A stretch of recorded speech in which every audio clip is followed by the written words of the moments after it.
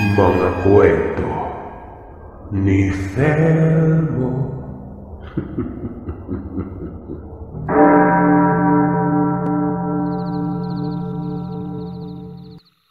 Mapagpalang araw sa lahat ng nakikinig sa channel na ito. At magandang araw, Sir Seth. Tawagin niyo na lamang po ako sa pangalang Miguel. Ang kwentong ibabahagi ko sa inyo, may katagalan ng nangyari.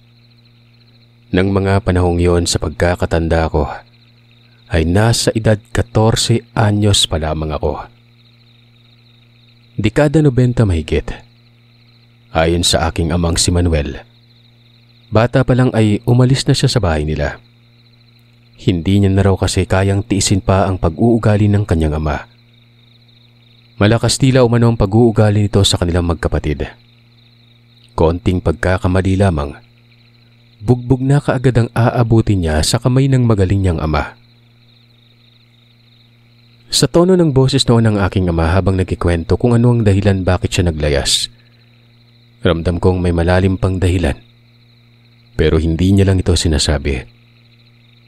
Kung itatanong niyo kung bakit yun ang nararamdaman ko, yun ay sa dahil noong nabalitaan ng aking ina na nasa hindi magandang kalagayan si Lolo Beryong, ang ama ni tatay. Hindi ko man lang nakitaan ng pag-aalala ang aking ama noon. E di ba nga sabi ng karamihan, kahit gaano pa man kasama ang mga magulang natin, oras na mabalitaan mo itong nasa hindi magandang kalagayan na nasa panganib, mangingibabaw at mangingibabaw pa rin ang bugso ng damdamin at hindi mo maitago ang pag-aalalang mararamdaman mo. Yun ang hindi ko nakita sa aking ama. Sa halip, ang napapansin ko sa kanya ay parang naiirita na natatakot siya noong ilang beses siyang kinumbinsi ni nanay na magbakasyon na muna sa probinsya, sa Cabanatuan. Para kahit papano ay magkaayos man lamang silang dalawa ni Lolo Beryong habang may panahon pa. Sinabi pa ng aking nanay Anisha, kailan ba umano matutong magpatawad si tatay kapag huli na ang lahat? Marami akong ginagawa, Anisha. Wala akong panahon para sa mga ganyang bagay.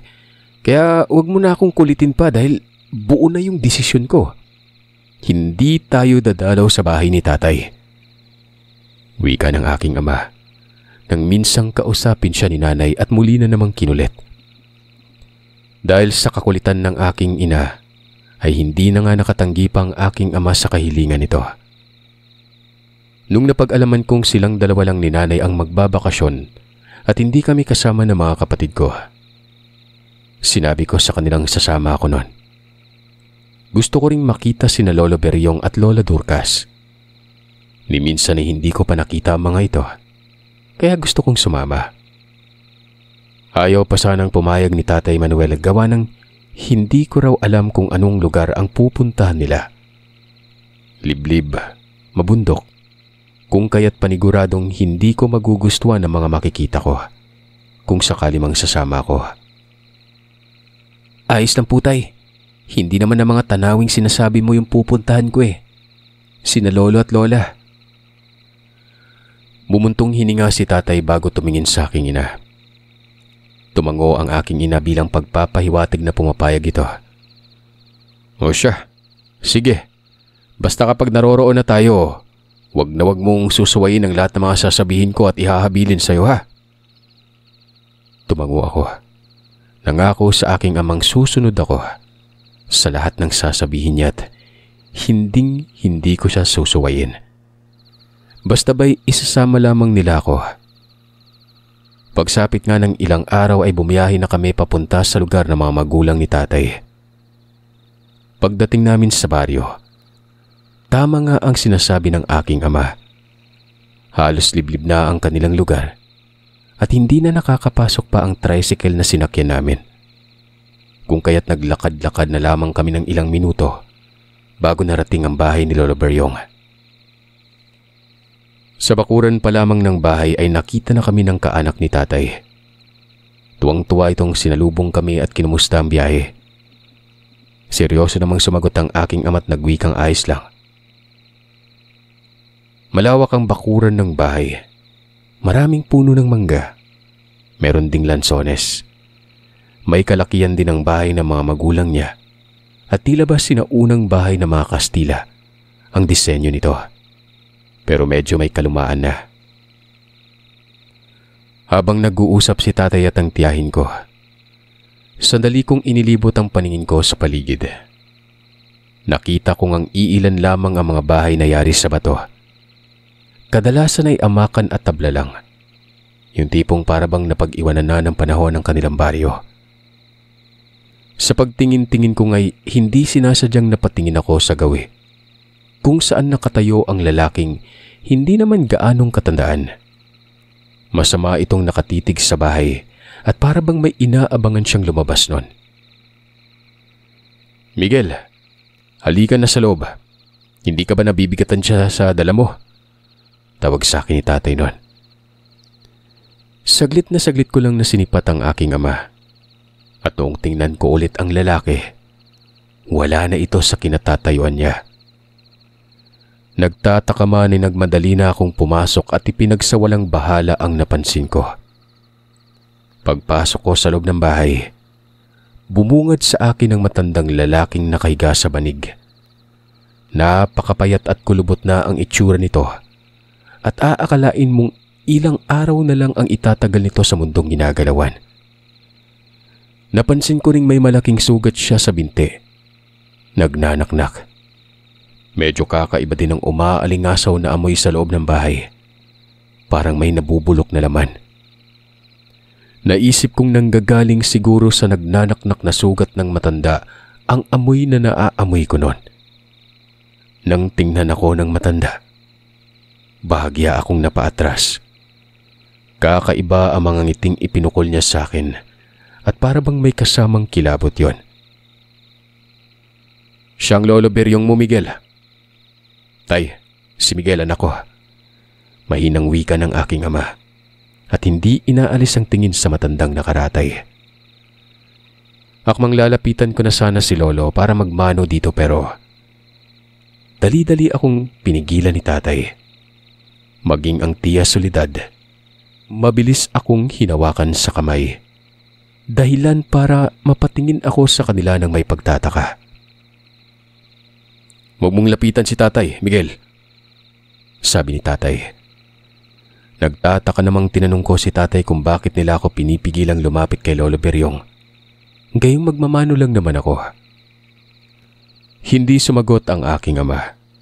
Sa halip ay tiningnan niya si Lola Dorcas at pinakiusapang ituro sa akin ang silid kung saan kami magpapahinga habang nagbabakasyon. Nung kaming dalawa na lamang ni Lola Dorcas, naglakas loob na akong magtanong kung ano ang sakit ni Lolo at bakit may sugat ito sa binti. Napansin kong saglit na tumigil sa paglalakad si Lola at noong lingunin ko siya ay nakita ko sa mukha niya ang pag-aalangan at pag-aalala. "Bakit la? May nasabi po ba akong hindi maganda?" Pilit namang ngiting umiling-iling ang abuela ko. Nagpatuloy na rin ito sa paglalakad. Ayon kay Lola Dorcas, aksidente umanong nataga ni Lolo Beryong ang binti niya noong umakyat ito ng bundok para manguha ng kahoy. Maraming bagay pa ang sinabi sa akin ni Lola tungkol sa kung ano ang nangyari kay Lolo. Tinanong ko rin kay Lola Dorcas kung bakit ayaw akong palapitin ni tatay at tiya Soledad kay Lolo nun. Na gusto ko lang namang magmano dito bilang pagbibigay galang at gusto ko rin makipagkwentuhan ng panandalian. "Hindi kasi maganda ang pakiramdam ng lolo mo, apo. Pasensya ka na. Hayaan mo. Sasabihan kita kung kailan mo pwedeng lapitan at kausapin si lolo mo." Hindi na ako nagsalita. Pumasok na ako sa silid na itinuro ni Lola. Nagpahinga. Kinahampunan ay dumating ang pinsan kong si Mario. Anak siya ni Tia Soledad. Mas matanda lamang siya sa akin ng 3 taon. Inaya niya ako sa labas ng bahay para doon umano magkwentuhan. Hayaan na lang daw muna namin ang mga matatandang mag-usap-usap sa loob ng bahay. "Tara, samahan mo ako. May bibilin lamang ako sa tindahan," aniya. Kagad akong sumunod sa kanya at nagkwentuhan na nga habang naglalakad nun. Nang malapit na kami sa tindahan, nalaglag ang perang hawak ko. Kaya tumigil ako sa paglalakad at pinulot ito. Yung pinsan ko naman ay dire-diretso lamang sa paglalakad nun. Pagkatapos kong pulutin ang pera ay muli ko na namang nasipat ang lalaking nakita ko kaninang masamang nakatingin sa bahay. Pero ng mga sandaling yon, nakatingin na ito sa akin. Mabilis itong naglakad papalapit. Bago pa man ako makakilos para tawagin ang pinsan ko, tuluyan nang nakalapit sa akin ng lalaki at seryosong nagtanong kung apo ba raw ako ni Beryong. Ano? Magsalita ka! Apo ka ba ni Beryong? Nauutal naman akong sumagot sa takot na baka may gawing hindi maganda sa akin ng lalaki. Malutong na nagmura ang lalaki, tinitigan ako ng masama bago nagsalita. Nang gigigil na sinabi sa akin ng lalaking may sad demonyo daw ang lolo ko. Pinatay nito ang mag-ina niya, kaya't humanda umano ang abuelo ko dahil hindi siya titigil hanggat hindi makakagante sa abuelo ko noon. May iba pa sanang sasabihin ng lalaki pero natigil lamang yun nung marinig kong tinatawag na ako ni Mario at sinabihang magmadali na dahil magsasara na raw ang tindahan. Kinakabahan man ay saglit na tiningnan ko si Mario at tumango. Nagmadali namang naglakad palayo ang lalaki. Pero may huli pa itong sinabi sa akin na siyang labis kong ikinabahala. Ayon kasi rito, alam niyang bagong salta lamang ako. Kung ayaw ko umanong mapahamak, umalis na ako sa bahay ni Lolo Beryong dahil hindi ko kilala ng lubusan ang angkan ng lolo ko. Nang makalapit na ako kay Mario ay tinanong niya ako kung anong sinabi noon sa akin. Ngayon niya lang raw kasi nakita ang taong yon. Ilang segundo akong hindi nakasagot. Pinag-iisipan ko pa kung sasabihin ko ba sa kanya ang tungkol sa sinabi ng lalaki o hindi. Matapos naming bumili ay tinanong ko si Mario kung anong klaseng tao ba si Lolo Beryong. Ang ibig kong sabihin kung mabait ba siya o kaya naman mapagmahal bang lolo. Mga ganun. Ani ko pa. Nang mapansin kong parang nagulat siya sa naging tanong ko. Hindi ko masasagot yung tanong mo insan. Mahirap. Sagot niya. Sabay buntong hininga. Nagtakang tinanong ko siya uli kung bakit hindi niya masabi-sabi o masagot ang simpleng katanungang yon. Kako, naging masamang lolo ba sa kanya si Lolo Beryong? Isa lang yung masasabi ko insan. Kung ano ang trato ng tatay mo sa lolo natin, yun na lang yung kuhaan mo ng basehan. Mahirap na kasing magsalita tungkol sa abuelo natin eh. Sa ilang araw mong pananatili sa bahay ni lolo, tiyak akong ikaw na mismo yung makakasagot kung ano mga katanungang tumatakbo sa isipan mo. Tingin ko naman matalas yung pakiramdam mo. Naguguluhan man ay hindi na lamang ako nang ulit pang magtanong ulit. Sa tono kasi ng pananalita ni Mario, ramdam kong may inililihim sila at ayaw niyang sabihin sa akin. Kinagabihan, hindi umuwi si Mario sa bahay nila. Nagpaalam ito sa kanyang inang si Tia Soledad na sa bahay na muna ni Lolo matutulog. Gusto niya daw kasi makipagkwentuhan pa sa akin ng matagal. Pumayag ang tiyahin ko pero marami itong bilin kay Mario at sinabihang wag na wag nang lumabas ng kwarto ang pinsan ko pagpatak ng 9:00.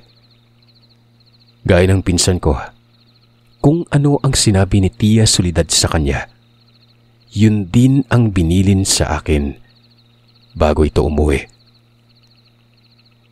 Noong mga mag-alas 7 na ng gabi, nung palabas na ako ng silid, nagulat ako nang makita ko si Lolo Beryong. Nakaupo ito, nakatanaw sa labas ng bintana na para bang wala siyang iniindang sakit nun. Marahil ay naramdaman niya ang presensya ko kung kaya't lumingon ito at malapad na ngumiti. Apo, Miguel, ikaw pala yan. Halika rito at lumapit ka kay Lolo.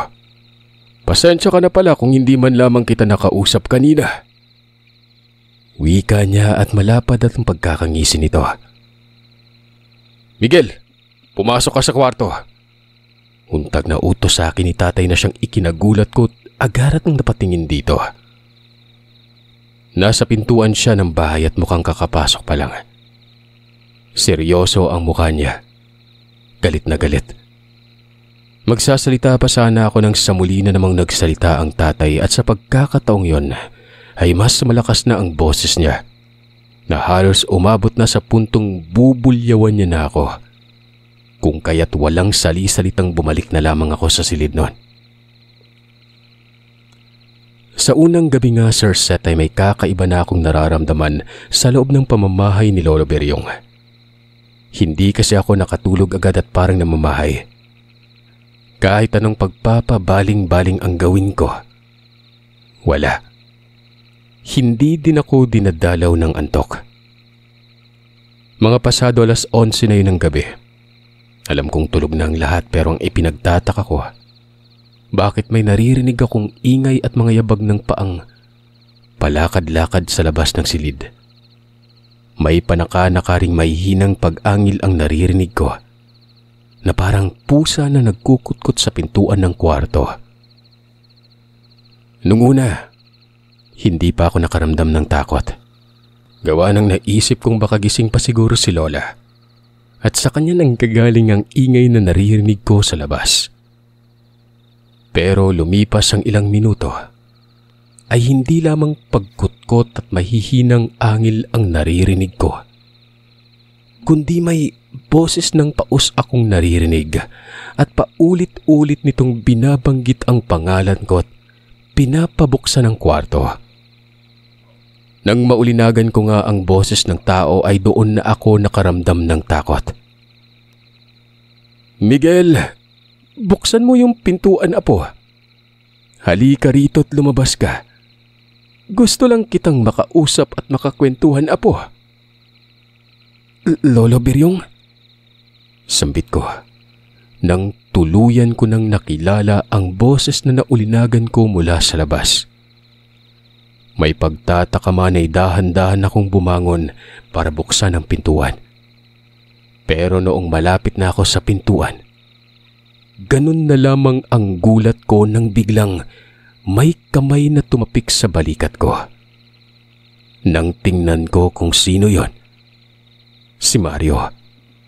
Nakakunot ang noo nito at sunod-sunod na umiling. Nagising pala siya. "Huwag mong buksan yung pintuan. Hindi na si Lolo Beryong yung nasa labas ng kwarto." Seryoso niyang wika sa mahinang boses nun. Ano? Anong hindi na si Lolo Beryong? Tinig ko nga yung boses ng lolo natin eh." Sinabayan niya akong ipapaliwanag niyang lahat pero hindi ngayong gabi. Bukas niya umano sasabihin. At hindi sa loob ng bahay dahil matalas umano ang pangdinig ng aswang. "Sumunod ka na lang muna sa mga sinasabi ko, insan. Pangako bukas sasabihin ko na sa iyong lahat ng gusto mong malaman." Wika niya pat ramdam kong kinakabahan siya. Bumalik na ako sa higaan at pinapakiramdaman at pinapakinggan na lamang ang nasa labas ng kwarto. Tiningnan ko si Mario nung sabihin niya sa aking huwag na lang pansinin ang ingay na naririnig namin sa labas noon. Dahil sa kahit na anong gawin umano ng nilalang na nasa labas ng kwarto, ay hindi ito makakapasok sa kwarto namin. Lahat daw kasi ng kwarto sa bahay na yon protektado. Walang sino mang nilalang ang makakapasok, lalong-lalo ng aswang. "Aswang?" "Oo, insan. Aswang ang nasa labas ng kwarto. At oras na buksan mo yung pintuang yan, hindi na natin mapipigilan yung nilalang na yun kung sakali mang may gawin siyang hindi maganda sa'yo. O kung balak niya mang isalin sa'yo yung pagiging aswang." Sagot niya. Anong isasalin yung pagiging aswang?" Hindi sinagot ni Mario ang tanong ko. Palakas na ng palakas ang pagkalabog ng pintuan at para bang gigil na ang nilalang na nasa labas ng pintuan noon. Kasabay ng pagkalabog ay huni ng wakwak sa labas ng pinto. Pinayuhan ako ni Mario na matulog na at baliwalain na lamang ang ingay na naririnig namin. Sa katagalan ngay hindi ko na namalayan kung anong oras na ako nakatulog. Nang magising ako ay tanghali na at pagpunta ko sa sala ay hindi ko na nakita ang papag na hinihigaan ni Lolo Biryong. Wala na rin siya doon. Tinanong ko si tatay kung nasaan si Lolo. Bakit wala na? Ay naman sa aking ama, nasa kwarto na raw ang abuelo ko at nagpapahinga. Teka, saan ka pupunta? Tanong ni tatay. Huminto ako sa paglalakad at sinabi sa kanyang sisilipin ko lamang si Lolo Biryong sa kwarto niya. Gusto ko kasing malaman ang kalagayan niya uli. Gusto ko malaman kung nakakapaglakad na ba ulit ito. Bumalik ka dito. Wag mong pupunta ng silid kung saan naroon yung lolo mo ah. Palagi kitang pinapaalalahanan eh. Nagkakaintindihan ba tayo? Pero tay, ano ba yung usapan natin bago tayo pumunta? Nakalimutan mo na. Gusto mong ipapaalala ko pa sa'yo? Sige po, hindi na po. Subukan mo lang talagang suwayin yung sinasabi ko, Miguel. Makikita mo yung hinahanap mo. Wika ng aking ama't pumunta na itong kusina. Pumunta na lamang din ako sa kusina para magtimpla ng kape. Nang kinatanghalian ay inaya na ako ni Mario at ng isa pa naming pinsang pumunta sa ilog para maligo. Pumayag naman ako. At noong naglakad na nga kami papunta sa ilog na sinasabi niya, doon na ikinuwento sa akin ni Mario ang lahat-lahat tungkol kay Lolo Biryong. Base sa kwento ng pinsan ko, noon pa man ay bantog ng aswang sa baryo ang lolo. At yun din ang dahilan kung bakit naglayas ang tatay. Panganay umano si tatay kaya't ang gusto ni lolo, ito ang sasalo sa pagiging aswang niya. Ang sabi daw ng tiyahin ko kay Mario, natakot ang aking amang balang araw ay matutulad siya kay Lolo Biryong. Kung kaya't lumayas ito at hindi na bumalik pa sa baryo. Pero ngayong bumalik ito, sa nakikita umano ng pinsan ko, ay mukhang nagbago na yata ang isipan ni Lolo. Malakas ang kutob ni Mario na sa akin umano ipapasa o ipapamana ng abuelo namin ang pagiging aswang nito. Kahapon niya pa raw kasi napapansing panay ang tingin sa akin ni Lolo at para bang gusto nitong palapitin ako. Kaya nga kinausap ko si nanay na samahan kang matulog muna sa bahay ni Lolo. Tsaka yung sugat ni Lolo sa binti, hindi yun dahil sa nataga yung sarili niya. May tumaga doon. Kamuntik-muntika na siyang mahuli nung minsang may inaswang siyang buntis. Tama ako, Lester, di ba? Wika ni Mario, sabay siko sa isa pa naming pinsan. Tumango ang pinsan kong si Lester at sinabing ang balita nga. Namatay umano yung buntis matapos aswangin ng abuelo namin. At galit na galit ang padre de pamilya. Bumuntong hininga pa ito sabay nagpalipat-lipat ng tingin sa aming dalawa ni Mario. Kayo ba? Naniniwala ba kayong si Lolo Biryong talaga yung umaswang dun sa buntis? Tanong ko. Halos sabay na nagkibit balikat ng dalawa at nagkatinginan pa. Ako, hindi ko alam kung maniniwala ako o hindi pero kung pakikinggan mo yung mga sinasabi ng ibang tao, wala silang ibang pinaghinalaang umaaswang dun sa buntis kundi si Lolo lang eh. Isa pa yung sugat ni Lolo sa binti. Tingin ko, kagagawan yun ng asawa ng buntis. Kung ganun, bakit hindi siya kinumpronta ng asawa? Kung talagang si Lolo yung umaswang? Ay naman sa pinsan ko, base sa nabalitaan niya, naghihintay lamang umano ng tamang pagkakataon ng asawa ng buntis para makaganti kay Lolo. Hinihintay lamang nitong muling makita ang abuelo namin sa katauhan ng pagiging aswang. Hindi naman daw kasi pwedeng ireklamo ng lalaki si Lolo sa barangay. Anong sasabihin niya, di ba? Naaswang si Lolo at inaswang ang asawa niya kung kaya't namatay yun. Tingin ko ba daw ay paniniwalaan ng mga taga-barangay kapag sinabi ng lalaki na aswang ang abuelo namin? Isa pa, walang ebidensya o may nakakakitang kapitbahay na nag-anyong aswang ang abuelo namin. Hanggang haka-haka lang ang mga ito. Tayo magpapamilya lamang yung nakakaalam ng totoong pagkatao ni Lolo.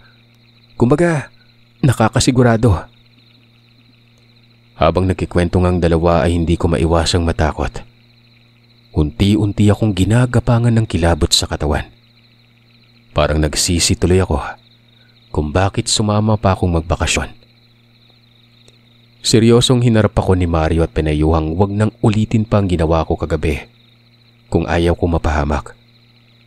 Kapag daw nakarinig ako ng ingay sa labas ng silid sa kalagitnaan ng gabi nun, ay wag na wag akong lalabas o sumilip man lang. Palagi ko daw yung tandaan para walang mangyaring masama. Sa kinahapunan ay tinanong ko si Mario kung sa bahay pa ba ito ni Lola Dorcas matutulog. Umiling ang pinsan ko at sinabing hindi na. Sinamahan niya lang raw talaga ako kagabi dahil gusto niyang matiyak ang kaligtasan ko at wala pa talaga kasi akong kaalam-alam noon. Gaya nga ng sinabi niya ay napansin niyang kakaiba ang titig sa akin ng abuelo namin nung unang dating, kaya't nag-alala siya na baka kung ano ang gawin sa akin ni Lolo Beryong. Pero ngayong alam ko na kung ano ang tinatagong lihim ng abuelo namin, panatag na siyang ako na lamang ang mag-isang matutulog sa silid nun. Basta palagi ko umanong tatandaan ang bilin niya.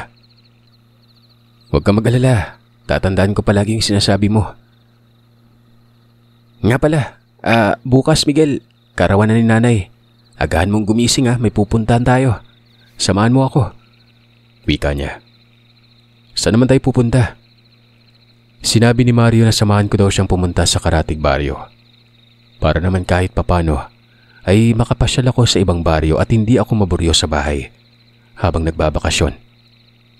O paano? Bukas na lang uli. Uuwi na ako sa bahay at baka mayari na ako ni nanay. Biro niya pa. Dahil sa pagod na nararamdaman ng araw na yon, maaga akong nakatulog sa kinagabihan.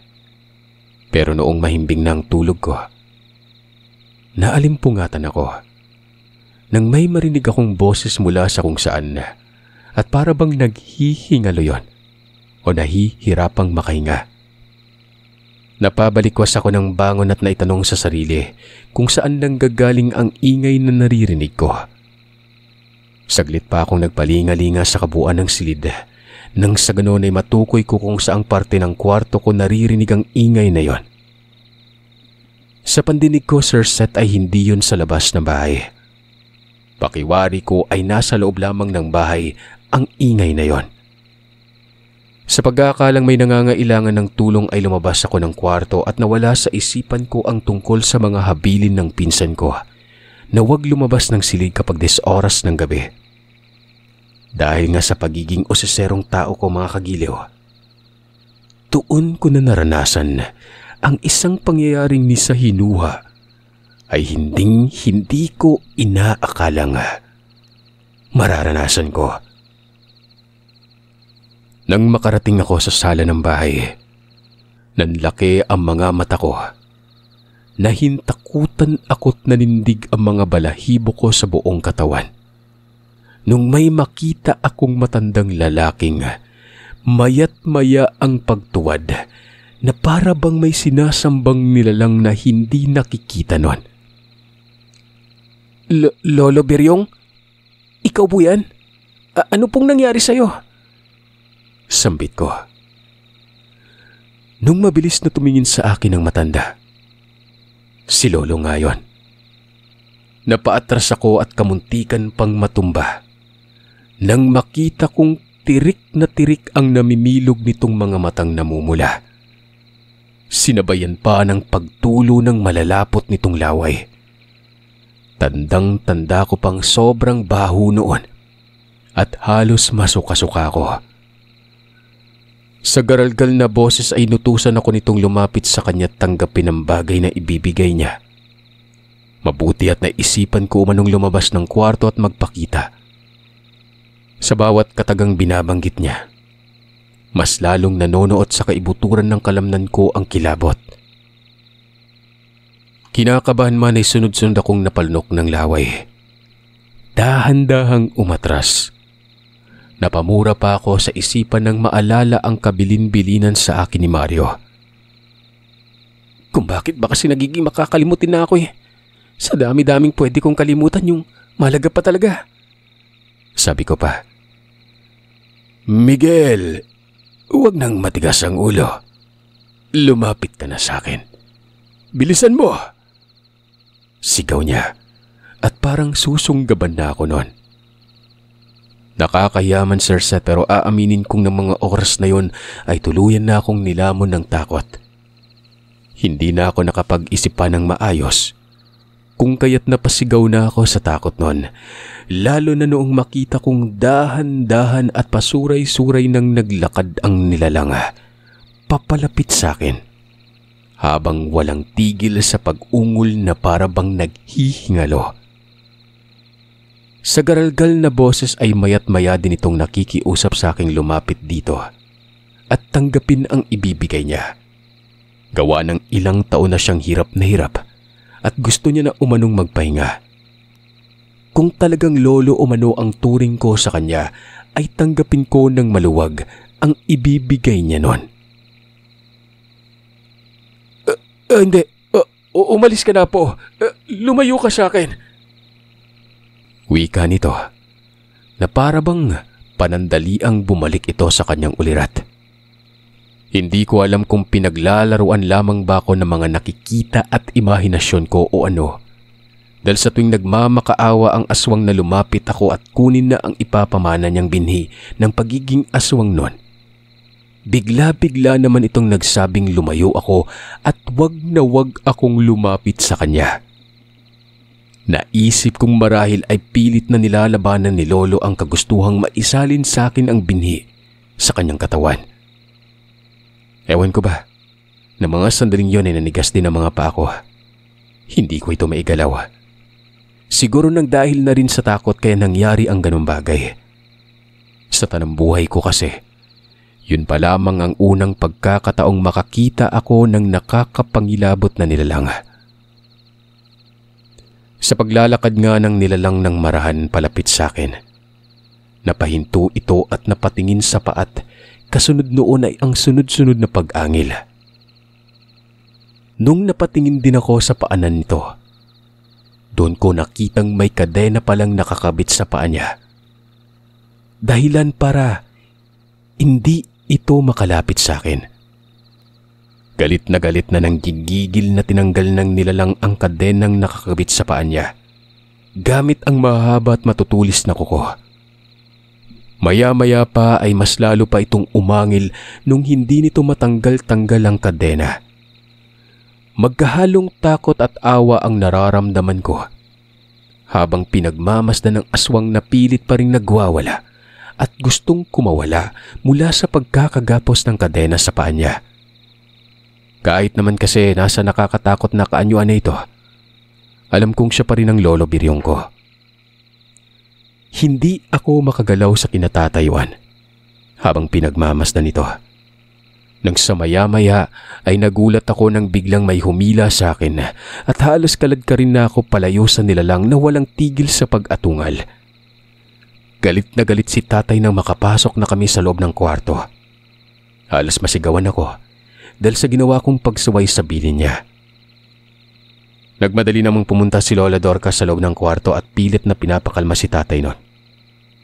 Nangangatog namang napasalampak ako sa sahig dahil sa labis-labis ang takot na nararamdaman ko. Ni hindi ko na naintindihan pa ang ibang bagay na sinasabi sa akin ni tatay. Kinabukasan, walang tigil sa paghingi ng tawad si Lolo. Hindi niya raw sinasadyang takutin ako. Sadyang hindi niya lang talaga napigilan ang pagiging aswang niya. Nagpaliwanag din siya sa amin na kaya siya nagpalagay ng kadena sa paa. Para sa oras na sumpungin siya, ay wala siyang masasaktan isa man sa amin ng kapamilya niya. Nang araw ng iyon ay nag-usap ng masinsinan ng aking ama at si Lolo. Hindi naglaon, nagkaayos ang dalawa, nagkapatawaran sa isa't isa. Yun lang naman ang bagay na hinihintay ng aking ina. Ang mapatawad ni tatay ang kanyang ama, nang sa ganun ay magiging maayos na ang buhay namin ng walang bigat sa damdaming kinikim-kimi ng aking ama noon. Pinalipas lang namin ang kaarawan ng tiyahin ko bago kami umalis ng baryo. Mga 1 linggo pa ang nakalipas ay nabalitaan naming wala na si Lolo. Ang nakapatay daw dito ay ang lalaking namatayan ng asawang buntis. Isang gabi umano ay nakawala mula sa pagkakadena si Lolo Beryong nung sumpungin ito ng pagiging aswang at nagtagpo ang landas nilang dalawa ng lalaking namatayan ng asawa. Pinagtataga umano si Lolo Beryong pero nakatakbo at nakatakas pa ito sa kamay ng taong gustong pumatay dito. Pero kinaumagahan, nadatnan na lamang ang abuelo ko sa bakuran ng bahay nila. Wala ng buhay. Ang tanong daw ng karamihan, kanino ipinasa ng abuelo ko ang pagiging aswang niya? Gayong hindi siya basta-bastang mamamatay hanggat walang pagpapasahan nito. Sabi naman ni tatay, wala na raw siyang balak alamin kung sino ang pinasahan ni Lolo. Ang mahalaga, nagkaayos ulit silang mag-ama at nagkapatawaran. Yun lamang umano ang sa kanya. Yun lang. Sapat na.